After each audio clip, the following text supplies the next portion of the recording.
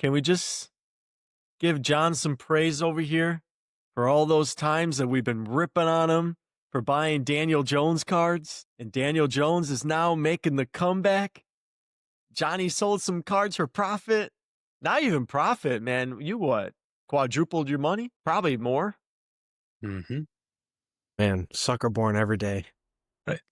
All So those is times. that like from a like so thinking about cards and when to buy or when to buy low and sell high, is that what people should be targeting, like veteran quarterbacks who weren't good initially but then go to a different team and then find success? And there's a couple examples of that. So like you said, Daniel Jones, Geno Smith was playing really well in Seattle for a bit. Baker Mayfield, you could even say I know Geno Smith is smelly now, but he played Not the really last well couple for a years, couple yeah. seasons, and I'm sure if you timed it right, you could have sold his cards for a lot of money. Baker Mayfield, who's the upside down face that used to play for the Vikings? Sam Darnold. Sam Playing really Darnold. well. Mac Jones. Mac Jones, that's another one. So there's 4 or 5 examples there. Like, what do you guys think? Well, is Mac that Jones is a backup. But he's won 3 games. Still, He's playing extremely well. And I'm pretty sure I was watching a clip. I think your boy Dan, is it Dan Orlovsky? Is that his name? Doesn't matter. Whoever. I know you're a big fan of him, Eric. I think he said a few years back that if Mac Jones played for the 49ers, he'd be a better quarterback than Brock Purdy. So would every other quarterback in the NFL. And I think that's like, I think that was the point with what he's making, is that if you play for the right team and you have the right coaches around you, it really showcases your talent. And Mac Jones, man, last game he really balled out. But honestly, I think it's risky to buy into players who have been really down in the markets and like have not been playing well. Like Geno Smith, like if you were buying Geno Smith cards when he was like before the Seattle days, that's a risk. But people were buying his base Prism rookie, I think, in a PSA 10 for $10. And then at the end of that Seattle season, they were selling them for $100. So, I mean, do you want to take a $10 risk or do you want to take a $500 to $700 risk? But it's like, who's got the higher upside though? Player that's selling for $500 or the player that's selling for $10? How's the Jaden Daniels market looking currently? Honestly, the ones that we have I think they've actually gone down a little bit, but that was just because he was hurt. Hopefully, as he comes. Shocker. Yeah. Well, he's been hurt, so I think the market's dropped a little bit, but not like drastically to the point where, I think it's like, oh wow, we made a huge mistake buying into Jaden Daniel cards. The one I'm actually shocked by the most is, we got that green mosaic for Caleb Williams in the PSA 10. Two great games that he's had. That card's still dropping in money. I don't know. I don't know what the hell. I don't know if it's because it's mosaic, if it's because it's just like just a normal refractor that you can probably get out of like I almost said booster box, out of a blaster box, but I don't know what's going on with that card, but because people think he sucks because he paints his nails. Still, yeah. Versus like the best touchdown to interception ratio ever for a first overall quarterback. Like through however many games he's played. You know what? It's like the best in NFL history, but paints his nails, so can't play. Hopefully towards the end of the season when we, are looking like we're going to go 15-2, people might start believing in him. And then that Caleb market's going to be super hot. The team has to be better. Wait, did you roll the intro or are we just...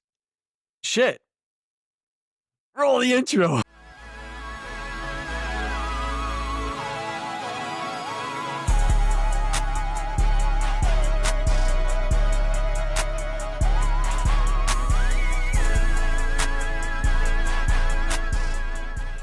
Talk some vintage. We're gonna tie it into the ultra modern market. There's a lot that I wanted us to discuss. Also wanted to talk about the new basketball set that Topps going to be releasing at the end of the month, because Topps and Fanatics have now officially taken over the license for NBA product. And that set, I think, will tie perfectly into us talking about vintage sports cards, because I know we've said many times on this podcast how we kind of dislike ultra modern and the route that these companies are going with. Basically, we're in the, junk wax era 2.0 right now with the amount of dumb cards that they print. But before we get into any of that, let's knock out show and tell. Let's see some cards. Let's get hyped up. Let's get psyched. I'll go first. So I got a Pokemon card today. This one is from the Fossil expansion. It's a first edition Geodude. And let's see this. This is in a PSA slab. It got an 8, card number 47 of the Fossil expansion. There it is. So the reason that I chose this one is because I'm trying to get organized with my Pokemon cards and making a list. So when I go to card shows, I know what I have and what I don't have. And I went to a card show recently, and I was trying to look on my purchased history on eBay, and the eBay app was just being really difficult, and so I was kind of going based off of memory, and my memory's not that good. So uh I'm trying to make a list of everything, and at any rate, what that reminded me of was the card show that I went to recently was going to the flea market back in the day, back in like 99, 2000, 2001, for anybody in the area at the Rosemont, what is it called now? The Allstate Arena. The Allstate one? Yeah. So there was a flea market every Saturday for probably all through summer and fall, and there were certain people there who always sold Pokemon cards, and that's what I went to right away. And when I started going to these to that flea market specifically, that's when Fossil came out. So I bought a lot with my parents' money, obviously not my money. But whatever allowance they gave me for the flea market, I used on Pokemon cards. And because Fossil was coming out at the time, I've probably the most Fossil cards out of any of the expansions. And when I was going through my cards and thinking about what I want to pick for show and tell, I thought, okay, well, Geodude, because if I think Fossil, Geodude always pops into my head. For whatever reason, this is the card that I think of when I think of the Fossil expansion for Pokemon. So that's awesome. the one I wanted to choose today. There it is. And do you think they printed more Fossil cards? Because I feel like if I went back and looked at my personal like Pokemon cards from when I was a kid, I feel like I have more Fossil cards than probably base or jungle. like I said, Good it's the question. same case for me, but I don't know if that means that they printed more, or if at this point I knew what Pokemon was Yeah. and I was really obsessed with it, and I spent more time looking for Pokemon cards and asking my parents for Pokemon cards while Fossil was the current expansion. I don't know. I don't know if we'll ever know those numbers. Maybe somebody out there knows the answer to your question, but could be the case. Who knows? Yeah. I think one of the first hollows that I remember ever getting was the hollow Zapdos from Fossil. Yeah, That was like one nice. of the ones that I remember like first having as a kid. And the Aerodactyl Yeah, as well. Aerodactyl for sure. All right. Who's next? I'm away. I want to go last. Can go next. So, this card was purchased back in July. Luke mentioning going through his eBay purchases made me go search it. I bought this card raw for $70. I graded it. It got a 10. And he's having a really great season. So it is a 2024 Optic Roma Dunze rated rookie in a lime green, numbered out of 50. Very nice. Damn. There you go. Yeah. And it's a 10. That's great. All right. So what is your plan with it? Plan is to hold it. I bought this optic rookie in a lime green out of 50 along with the Contenders optic silver auto.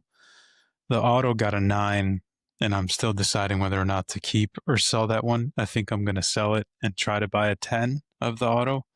That's my current goal, but I just want to stock up on Rome rookies in a 10 to keep a good amount and then sell a good amount as well, as I hope he does well throughout the season. I remember just to Eric recoup my money.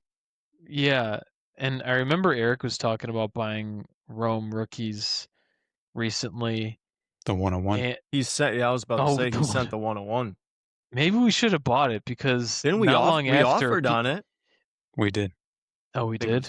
Yeah, I think we made an offer on it and it was Well, denied instantly. Not long after, I was on the internet, and internet people were saying or predicting that he's going to break all of the Bears receiving records, like all of the big ones. And if that happens, I would imagine that would boost his rookie card value, especially a 1 of 1. Still time. We could go buy it. Is it I still think out it was. there? Yeah, I'm not sure. I think it was a Phoenix one. I think, right? Panini Phoenix. I believe that's what it was. Yeah, there was like a black one. Yeah. Damn. We should. Eric, what do you got? Shout out to Chelsea too. Geo dude, hell yeah. That's right. Ooh. Oh, there it is. Of the newer set. Nice. Yeah, Right, the, so what are you Pinocchio, showing the there? Pinocchio mini diamonds from the top set. The one that just came out? Yeah. Damn. I mean, it was like, I don't know, $3, $4, so it's not that big a deal. But that's my guy, so. Why Pinocchio? You know. Is he your favorite Disney movie? Yeah. I got the other Why? ones here, too. It's because you lie all the time. But the other There ones was a here, the vendor, Figaro, so I went to and the Jiminy Cricket, too. the card show that I went to recently was in Schaumburg, Illinois. I forgot if it had a name or whatever. Medium-sized card show, maybe on the small side even. And there was a vendor there selling these cards. I think there was one vendor there. I was very surprised. I didn't look like anybody was buying them, but like there was nothing somebody but there Disney selling. cards? No, there. This vendor had I think Pokemon 2. Okay. Yeah, but they had this Disney set. You guys think about these Disney cards in terms of like retaining value. I've seen like 10K bounties out for the 1 of 1 Mickey Minnie, the Mike Wazowski, Billy Crystal 101 sold for, I don't remember, 9K, something like that.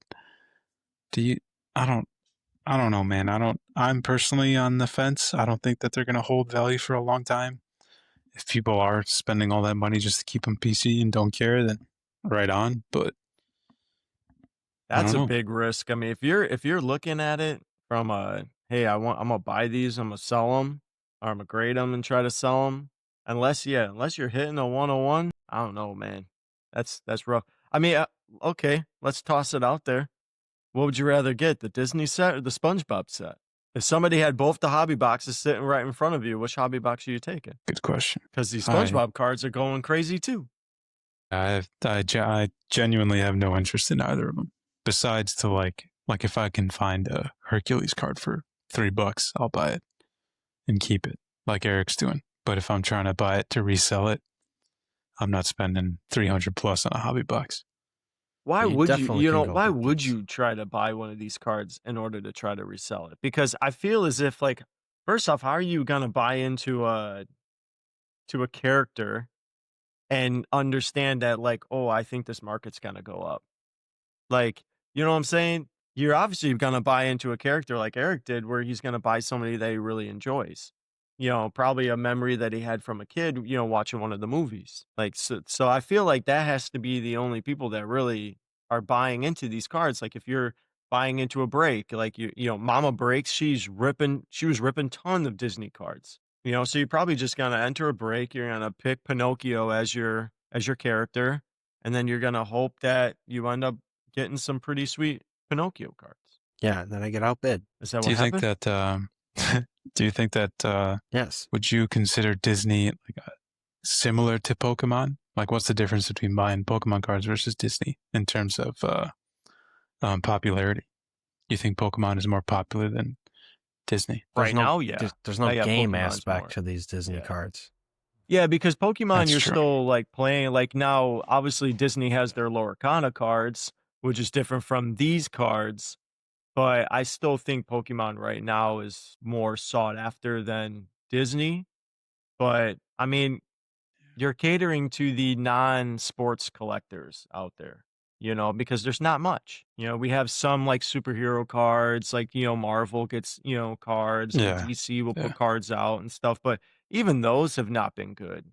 I I think agree. those were like paper cards. I think DC's with like Upper Deck and they're just like paper. I think Marvel's gotten like Topps Chrome and stuff like that, but even then, it's kind of just for like maybe nostalgic reasons that you're buying into the stuff, like, oh, like it's cool at first, but in the long run, who's Right. really gonna be buying, a $350 SpongeBob hobby box when That's it's what I all mean. said and done? Are you gonna, 3 years later gonna be buying that box still?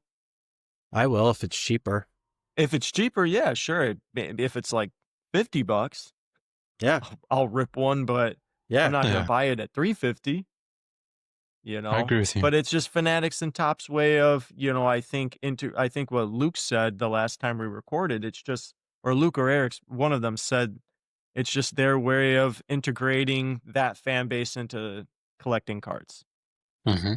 I you agree. know, And I'm a big like Disney it's, fan. it's I'm a big what Marvel you, fan, SpongeBob fan, but I don't want to exactly. spend this much money on that stuff. But there are people out there who are Yeah. like, oh, Same thing I with could hit Star the, Wars. yeah. Oh, yeah, that's right. I haven't bought any And that Star Wars Star cards. Wars, man, there's a lot of people that collect the Star Wars cards. Like that's actually like a legit following of collectors who buy into those cards and they do sell them and they can sell them for a pretty decent penny. Not what sports cards are touching, but you know, but that's the new wave. Like here's the thing. We're not getting we're not getting these cards anymore. You're not seeing this 1983 Topps Tony Gwynn rookie card anymore. Everything's flashy. I mean, I bought this car to try to sell it. I bought it from Dean's Dugout in Naperville. I thought it was at least going to get a 9 because at the time nines were selling for like I think it was like $240. Bought it for 2250. Even Dean's was like, "This is a really nice card." So I thought, hey, you know what? I can at least get a PSA 9. I'll sell it. Came back an 8, and I was like, well, I guess I have a Tony Gwynn rookie card for my collection now. But they don't print cards like these anymore. Even though this was kind of right before the junk wax era began in the late 80s. I think it was like 86 is when they say that the junk wax era started, which is kind of crazy because 86 is Michael Jordan's rookie card. It's kind of crazy to think that a Michael Jordan card is considered junk wax, but same with Ken Griffey Jr., Is that across sports, or I thought it was just for baseball? No, that was across. That was that whole time was nothing, but that was the junk wax era. Was like between 86 and 91, 92, somewhere around there. I think is when the junk wax era ended. But that was because you had multiple companies. You had Tops, you had Upper Deck, you had Fleer. I think was Score its own company at the time. Oh boy. I think so, right? I think Score was their own, and then obviously Tops acquired Bowman, so they Donruss brought back too. Bowman, I think, in '89, and Donruss was printing cards, but they all had the license, So I mean, it was you had a lot of cards because you had so many different companies printing. But let me ask you guys this: Do you if sports cards went back to that, would you guys prefer something like that, where you have multiple companies who have the license to print whatever sport they wanted? Or do you like the fact that Fanatics and Panini are basically the only two top companies for a lot of the major sports, but they are printing like, 20 different sets for the entire year? Like what do you guys prefer? Do you prefer how it was back during the junk wax era, or do you prefer how it's printed now? Yeah, maybe I don't know. It's tough. Maybe the former, if we're assuming that during the junk wax era, for each set that each company manufactures, there's one card of Tony Gwynn, there's one card of Pedro Martinez, there's one, whatever. Whereas today, like we've complained before in the podcast, where there's this one of one, a yellow one of one, a green one of one, a orange one of one, a a collaboration with fucking whatever company one of one. It's hard to keep track of, and like Eric has said before, it's hard to comp. So if you're in it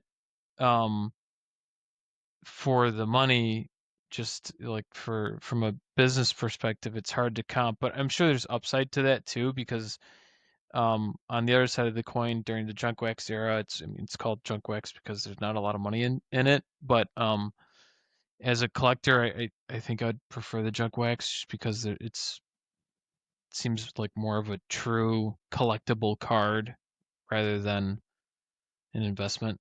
Eric, what do you think? I'm with exactly what Lou said. Plus, the cost of wax would go down significantly. Yeah. Oh, that's a good point. So everyone could go back to like ripping, like for fun. Yeah. I mean, it would be harder to probably, I don't know, make a business, I guess. But for collectors, it'd be awesome. That's the only reason why they're so expensive now. Watching that, what was that? John, what was that video I sent you of that that guy who went to that about the vintage collection? Yeah, what do you remember what his account was called? I can't remember the name of. Chasing Cardboard? Either. Maybe. I think it's something like Chasing Cardboard.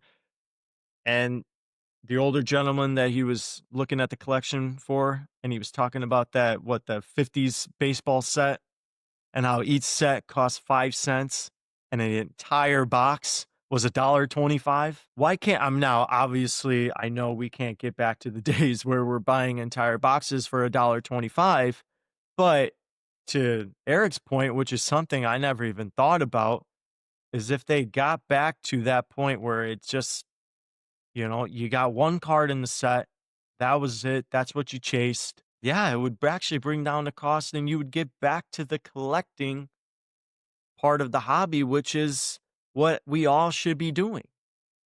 But the problem is to Luke's point, you got this out of 25 and then this new set comes out. They print these paper sets that have all their own parallels and rainbow foils and their own numbered 101s, and then the chrome sets come out and they have all their insert cards and their parallels and their refractors and their 101s.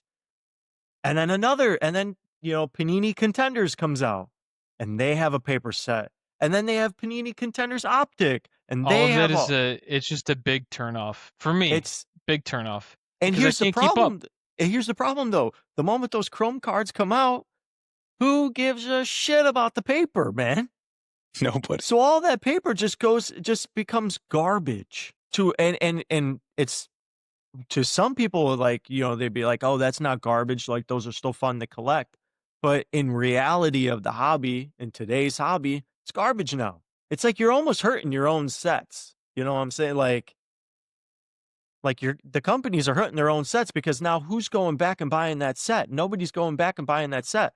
People still go back and buy junk wax boxes and full That's boxes, true. Unopened box, baseball card exchange, because they're just fun to open. And it's just that set. Like who's going to go back and buy a Topps flagship Series 1 box? It's a good question. Do you think in about, I don't know, 30 years, somebody's going to want to go back and buy a 2020 Bowman set? 2020 Topps Series 1? Because they're going to want the Topps Chrome. Because what's more valuable? I guess. Yeah, but you could still get like a Hall of Fame rookie card. You know what I'm saying?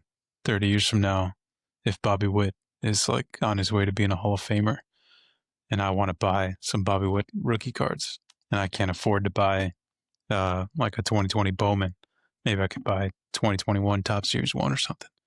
Get some Bobby Witt rookies.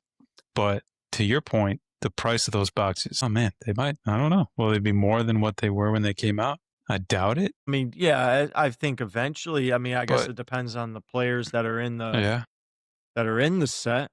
but I get what you're But saying event, though. Like I don't. I said in the group chat that Tops, Panini, Upper Deck, Leaf, you name it, they're laughing all the way to the bank every time a new set comes out.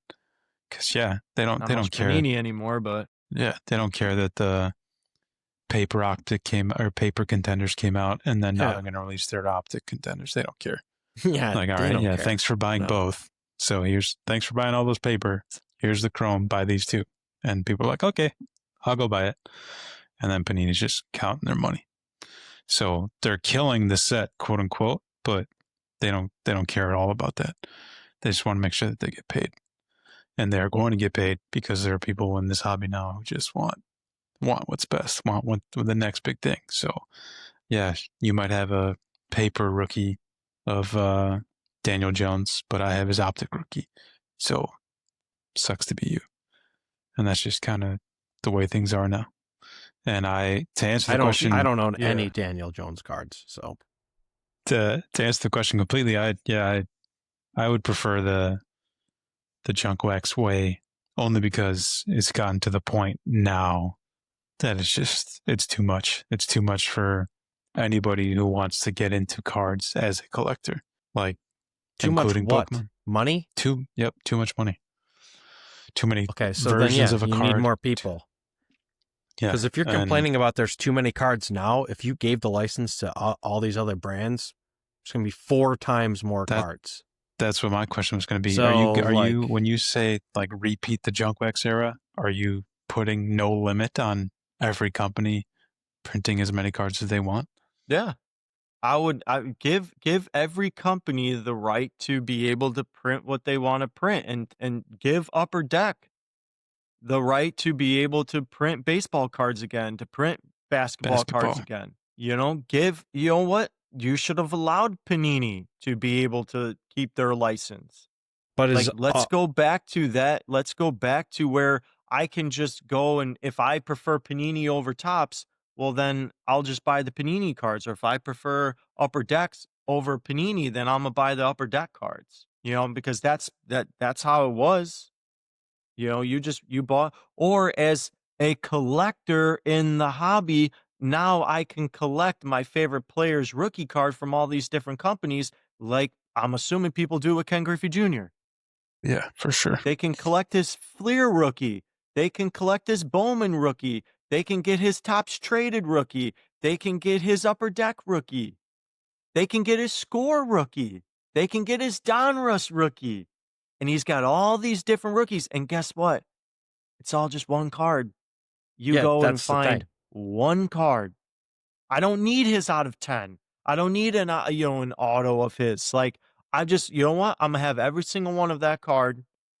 All I'm chasing is just that one. And they're still cheap. If you look, I mean, obviously, other than the Upper Deck star rookie, all the rest of them, man, you can get that. You can get those for cheap. Like couple bucks for a Ken Griffey Jr. rookie card, and that's what you want. Like, if I want to look at, if I want to chase somebody's rookie card, I don't want to have to pay $100 for a base, for a base card. But then but the problem is these companies are still going to do that. They're still going to make these big case hits. And now you just have 4x trash. Yeah. And then your market. But that's the whole, that's what I'm saying. Like, that's so you have to get rid of the serialization. That's what I was going to ask. Or your serialization has to start at like how it used to, where it started at like 99. 10. Or what was it, 999? They had they had serial numbers where they were like in the 2000s. Yeah, I don't know if Topps still does that, but every Topps year, it was like out of 2011, out of 2012, out of 2013.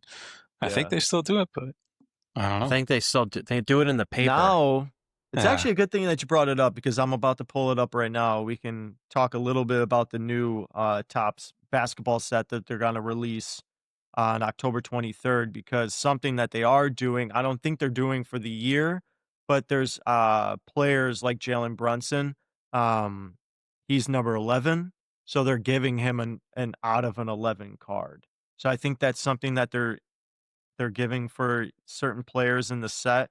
They're numbering them out of their jersey number, which I think is because everybody goes nuts for like, oh my god, it's a I jersey know, number. man. Yeah. You know, so now I they're hate just it. being like, well, here you go. Here's a numbered, jersey number for these players. But something that was we were talking about before we started recording. So like I said, Topps and Fanatics officially now have the license for basketball for NBA products. They're going to get the football license in March of 2026. So October 23rd is going to be the first Topps basketball set. It looks like it's just going to be their usual how they do with baseball, where it's going to be a flagship paper cards that they're coming out. They're keeping similar design to what they were for baseball. But talking about inserts, and I know we've talked many times again about how crazy it is and how many inserts they add into all these damn sets. It's already a 300 base set, and then you add in all this crap with these inserts. Let me just go down the list. So so this came from Sports Collector Daily. Yeah, strap in. The insert roster also includes, so they're going to have Rise to Stardom, The Daily Dribble, New School, 1980/81 Topps Chrome, Levitation, No Limit, Stars of the NBA, MVP Vault, Sonic Boom, Soul Ambition, Generation Now, Power Players, Clutch City Prospects, Hardwood Stars, 8-Bit Ballers, Companion, Oversized, Hidden Gems, Scan and Slam, Social Media Follow Back, Limited Stock Legends, Class of 25, and Big Box Ballers. Those are all insert cards Did you that are make some going to of those be up? in the new 2025-26 Topps basketball set. Yeah, good luck. That's not Ballers. even Sonic Boom. That's not even including the number of different inserts that they're going to have for autos. But that is just the big. So you're telling me, I'm going to tell you right now, when you're Getting opening up pissed. packs, it's going to be nothing but insert crap, man. All blasters, megas, it's going to be nothing but crap. Everything you sell pull out too. is going to be crap. Sell out on the Panini or the Topps website. And the cards look ugly. From the looks of the pictures, the cards look ugly. What is your what do you want?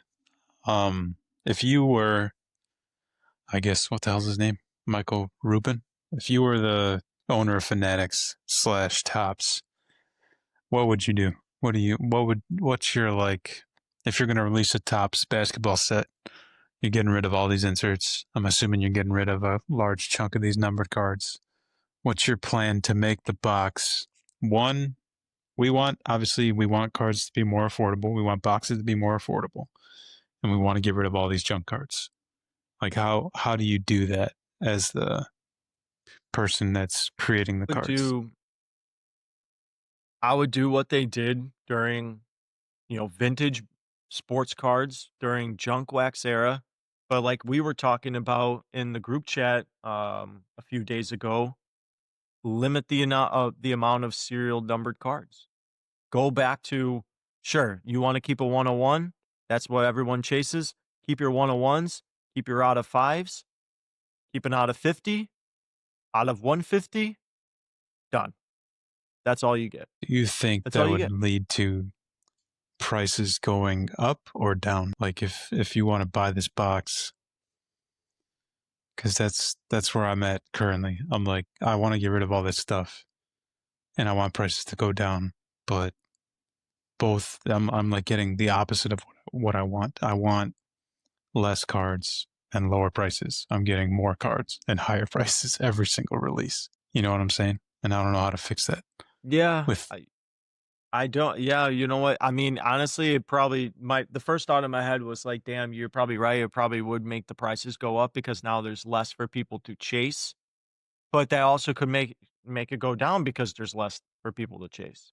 I guess if Luke, Eric, you guys can. Yeah, sorry, Jason, I'm like grilling you. You can chime in. Well, no, that's Eric was shaking his head, so I'm curious. It's not going to go. It's not going to go down. If you keep it like limited to 150, let's say you got the 101 out of 5, 25, 50, 150. Those are your numbered cards, and you just instead of having all the inserts, you just hyperprint base cards. I feel like that would that might lead to prices going down, because my odds of hitting something really good is just going to be astronomically low. So people are not going to be Well, that's super kind of interested my in buying thought it. process was like, yeah, put more of an emphasis on, hey, if I pull a rookie card like this of Rome, like I should be happy to pull just this regular rookie card. Yeah, You know, right. back in the 80s, like if somebody was opening up a 1983 top set and they were able to pull this Tony Gwynn rookie card, like that was, oh my God, I can't believe I just had this. I Right. can't believe I got this card. You know, now you're like, "Oh, we got Rome, but, it's in It's base. base. It's not Yeah. numbered." You know, Yeah, or to Eric's point, like, now your silver prisms are, like, non-football. They're not even active players. Like, you're getting a silver prism of, I don't know, whoever it's Carson Palmer. exactly. You know what I mean? Like, and now what am I doing? Like, now you're wasting the good cards, the chase cards on players who don't deserve to have those good cards. And that's the problem. You have you have players autographing cards who, quite frankly, should not be autographing cards. Your autographs should be left to like the top players in the league. Well, that's not Everybody nice. shouldn't get an autograph. Well, that's not nice. I mean, That's I not get nice. it. I understand it, but again, that's why you have so many cards. You know, that's why I mean it's why you have Topps printing all these different sets. It's because they're trying to cater to everybody. No, just limit the amount. Limit like your special cards. Limit your case hits to only select players. Don't give Eric, what are you guys I'd rather thinking? Eric have and Luke. I'd rather have image variations or colored variations than inserts of rookies. If they're gonna do I like that, that. Yeah. and then it's Luke, just like different colors of just the base cards. They're not numbered. you know what I'm saying though? How do I get lower box prices? I don't know how to make You it happen. need more people to have the license. Okay, I agree. That's They true. they don't have to lower their price ever. They own it all soon, except hockey. Except hockey for now. Shit. Yeah. for now. So either we all have to stop buying wax, or somebody has to like break their hold on all the licenses, which can't imagine is going to be a It's thing. not gonna happen. Yep. Yeah. Shit. Damn. No, I'm sad. I wonder what year It's that competition. started happening where certain companies were only allowed to print certain sports. You know, when did it happen to where, Upper Deck can no longer print basketball and baseball cards? Because Upper Deck hasn't been around for that long. I think it was 91, I think is the first time Upper Deck came about, I believe. So like obviously they were able to print baseball and basketball, and they had what when was the last basketball set that Upper Deck printed? I know Topps No idea. the last time Topps printed a basketball set was the the 2009-2010 season, which is actually crazy because that was Steph Curry's rookie year. So like come full circle, Yeah. he was a rookie in the last set that Topps was able to print with the license for basketball, and now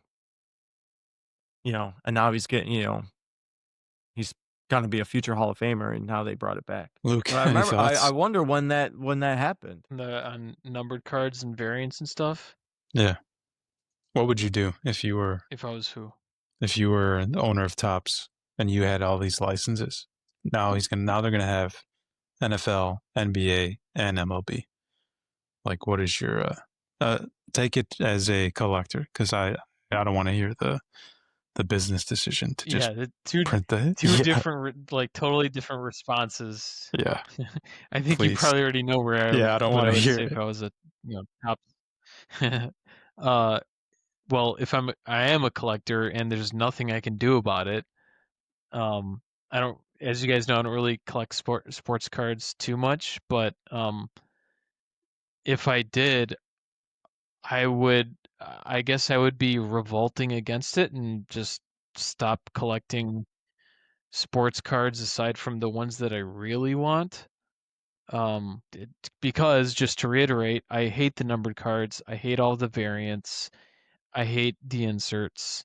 Just give me a checklist and let me go after that. Until we get back to that, not interested in sports cards for the most part. Exceptions being maybe the players that I like, or if I get really interested in one player or a specific card. But I like that. I like that a in lot. short, that's yeah, I like the not thought of, interested. yeah, I like the thought of chasing down a checklist because that's another thing that the Can't do vintage it. community does. Can't do it Yeah. anymore. Luke saying earlier Can't do that it. he, Well, you like, know what? Yeah. How about you just make your inserts the checklist again, like how in the old days? yeah, You you're know, right. where your That's right. inserts were like, I mean, top there was vintage inserts, True. AL bombers, Yeah. where they Team would put, cards. whoever, Mickey Mantle and somebody else on the same card, or yeah, team picture. Then people would want those inserts if it's a unique card in the set. But then when you have 13 different inserts in a 1,000 potentially 1,000 card set, everything just gets watered down, and people get more pissed off at the inserts because I don't really know the reason. I just know that commonly they're not really sought after. But if you have one insert in a set, then people might be interested.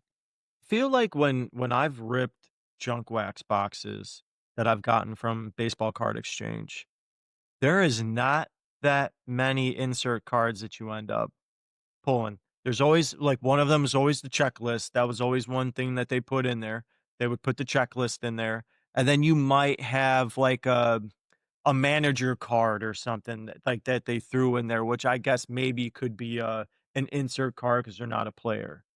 And then maybe I know in some of them they had I think it was the 89 Bowman. They had Ken Griffey Jr. and Ken Griffey Sr. on the same card, and it was like a television set. And that was like an insert card of theirs. That's it.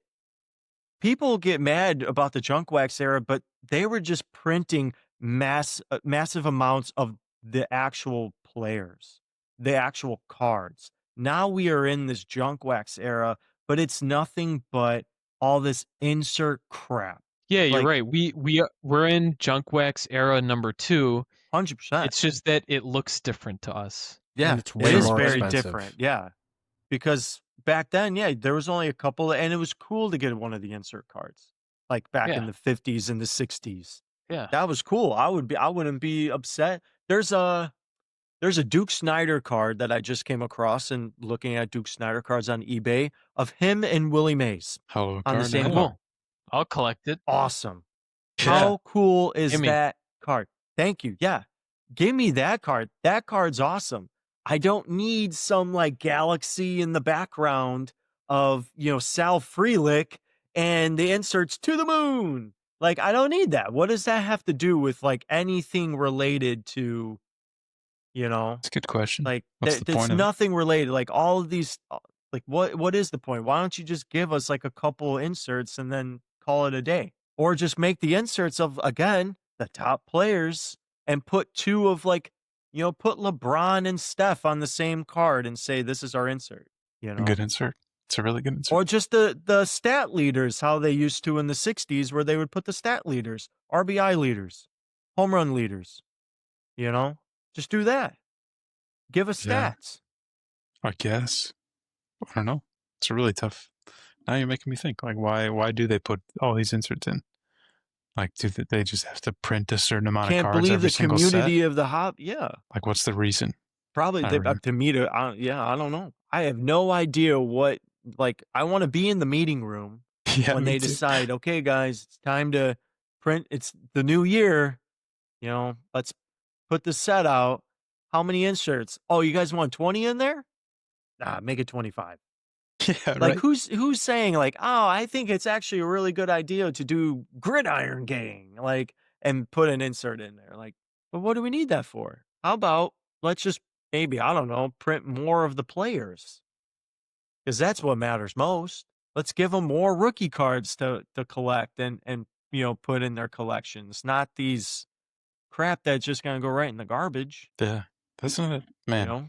Yeah, and more questions slash concerns. Like, how many people out there are buying into wax and then throwing out like 80% of the cards that they rip? I've done it. I've bought into like phew, during the bad days of John buying cards, which is recent.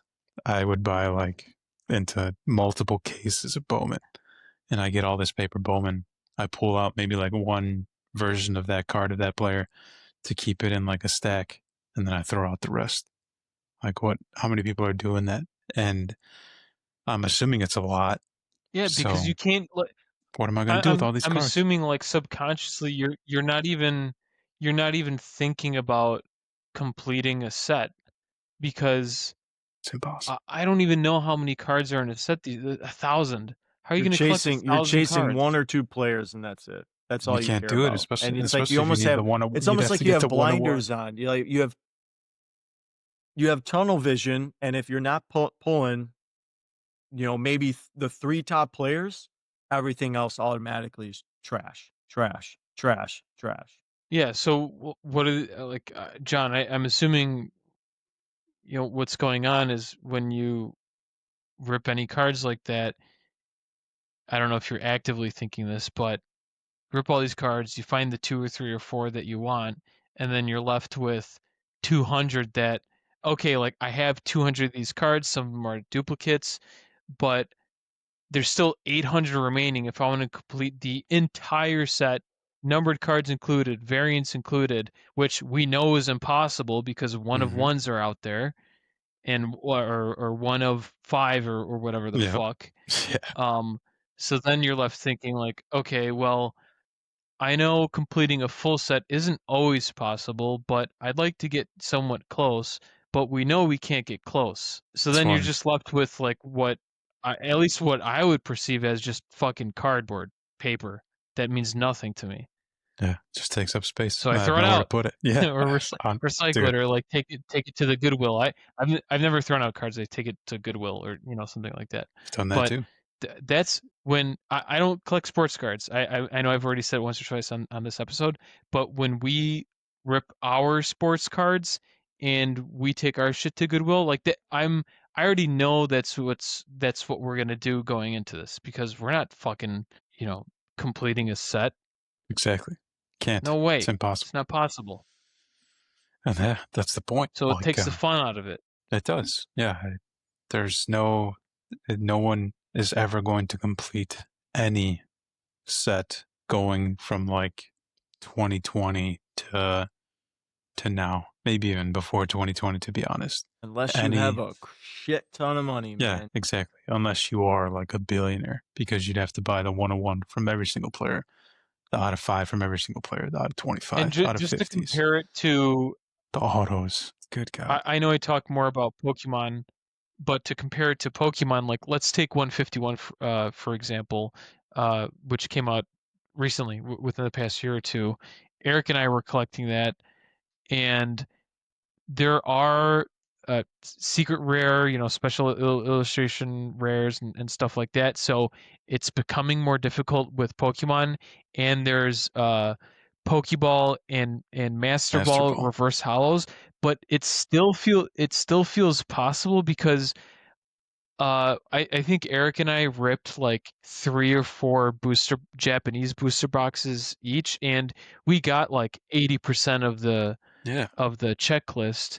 But then the 20% that's remaining are the master balls and some of the special illustration rares and stuff like that. But those aren't always super fucking expensive. You can find a lot of those on eBay or if you go to your local card show where it's possible to collect 100% of the set, or if you want to set all of the the variants to the side, you can absolutely collect all of the base stuff. Like set aside the reverse hollows, set aside the SIRs and stuff like that. Is that You because it's Japanese though? well, it was easier for Japanese What do you Well, mean? that's what I'm because there saying. were I can Affordable? understand it being easy affordability. It's easy for Japanese because not a lot of people, especially in the States, are seeking the Japanese cards the way oh like okay. Eric does. Like I thought Eric you were loves going the somewhere else with that. 151 specifically, there were not booster boxes for the English set. There were booster boxes for the Japanese set. That's why it was a little bit easier, but it's like tinkering or sorry, it's like somewhat marginal, like a marginal difference. There were ETBs for the English sets that came out, and I guess like my whole speech would still be the same. But yes, you'd be spending a little bit more money because your price per card is a little bit more with the English sets. But at the end of the day, like you can still You could do it. feasibly get yeah, find all of the base cards at a reasonable price in my opinion. I agree. it's almost like the Japanese versions of Pokemon cards are like what we like is like the junk wax stuff of like baseball, like back in like the, late 80s, early 90s, like that you were just you being All able to you Pokemon. can buy into Japanese for an affordable price and be able to rip all these new sets that are coming out and be able to collect full sets. Eric, don't you I thought you had the full 151 set. I do, but it's not like a certain. It's just a copy of every card in Yeah, some isn't shape or that it? form. Oh, okay. I thought you had like literally every single one that they Care that much. I just wanted a copy of every single one.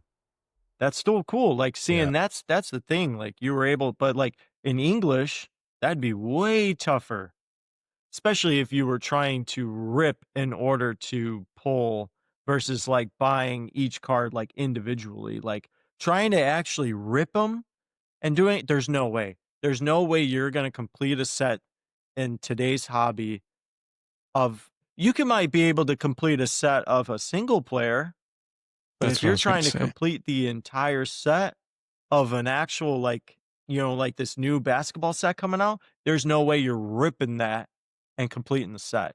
You're gonna have to go in and buy individually, the cards that you're missing out on.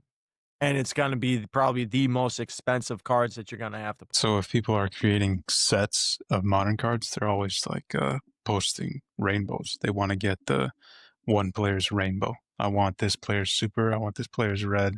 I want their orange. But back to the Pokemon discussion, like that's another thing I wanted to talk about. Probably maybe not on this episode, but if what Luke is saying, and I think is really great, if you want to make a quote unquote master set, is what I think they call it in the Pokemon community, of any modern Pokemon card set, it's possible. And if you like, here's where I'm getting kind of frustrated with the Pokemon community. Like, if I wanted to buy the SIR Charizard from 151 raw, it's like a couple $100, right? I'm pretty sure.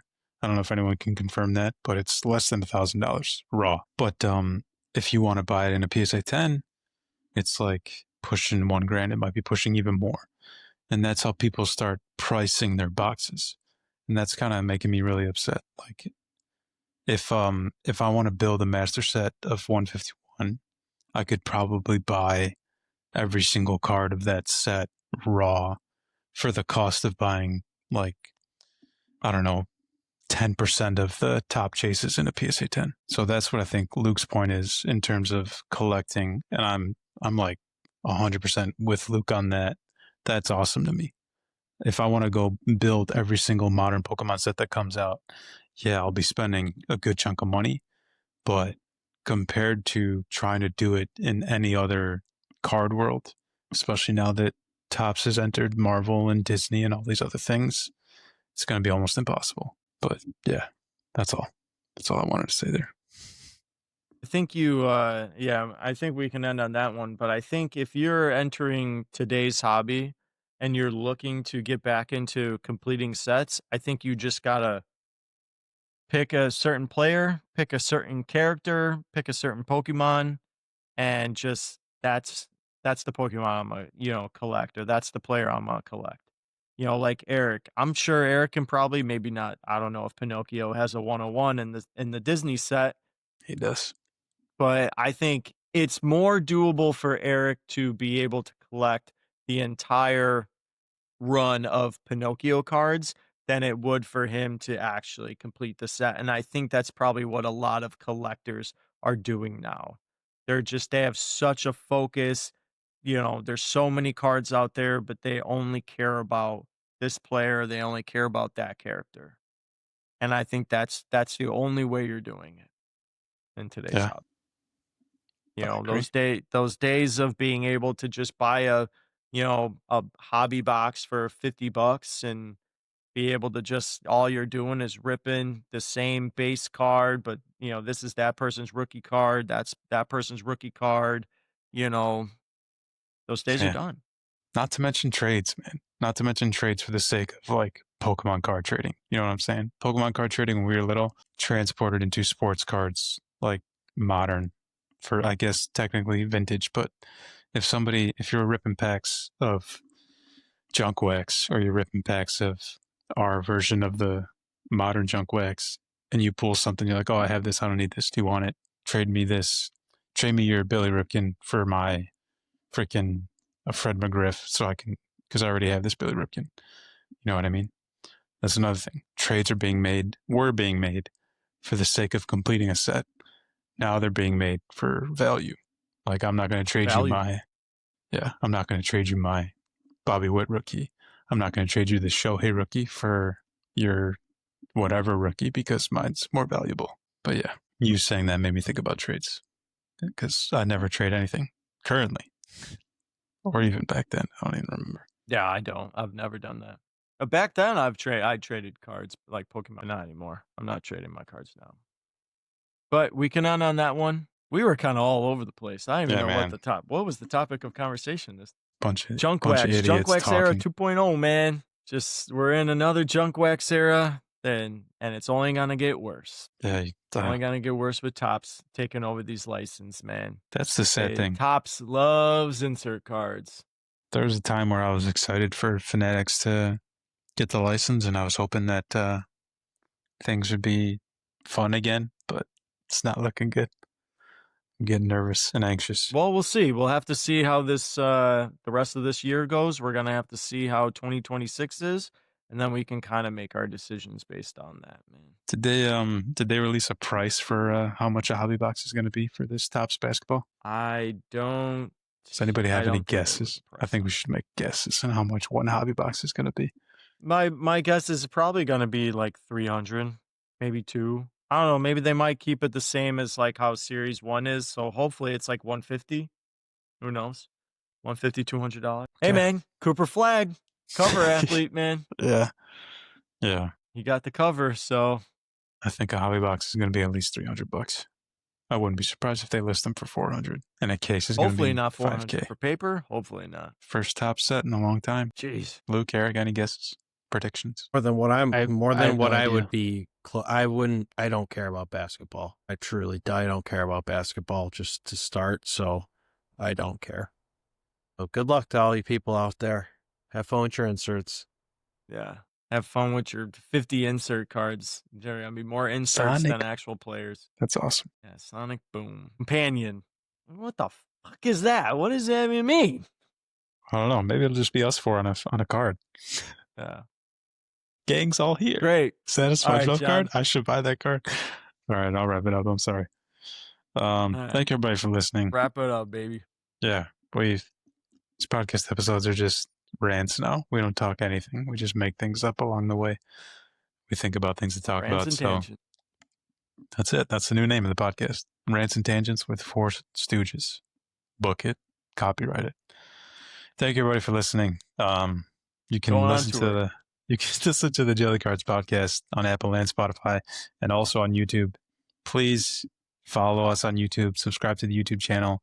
Follow the podcast on Apple and Spotify. If you enjoy the things we talk about, please rate the podcast. It would really mean a lot to me. It would mean a lot to us. You can find us on social medias as well. social media as well. Instagram, X. I'm on Facebook every now and then now too. I've been super active on Whatnot at Jellycards, JELICARDS, and reach out. Let us know what you think. Are you going to be buying Topps basketball when it comes out in about, I don't know, 3 weeks? What are your thoughts on what Fanatics is doing with the cards market? Do you think we're in Junk Wax Era 2.0? By all means, please weigh in.